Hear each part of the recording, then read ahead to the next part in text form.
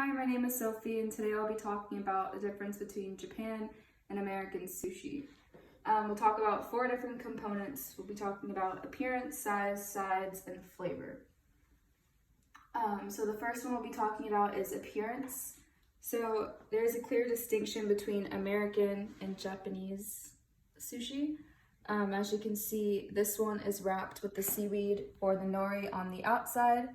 And then this one has the nori and the rice on the outside, or the inside out method.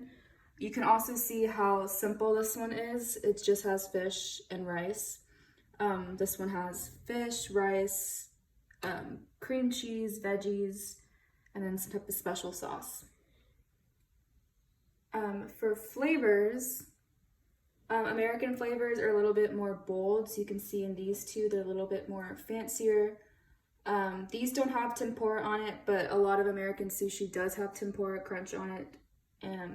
There's a bunch of sauces, there's toppings, cream cheese is a really American thing to put in your sushi.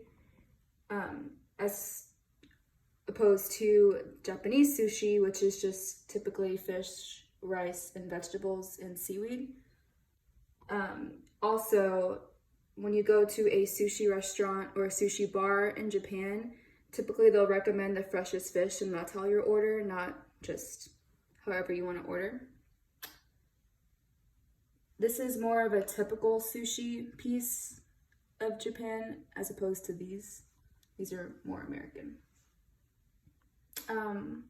For size, usually there's only 6 pieces in a typical Japanese roll, and then these have about 8 to 10, so they're a little bit bigger. Also, American rolls, if you can see on the side, it's a lot thicker as opposed to this normal maki roll.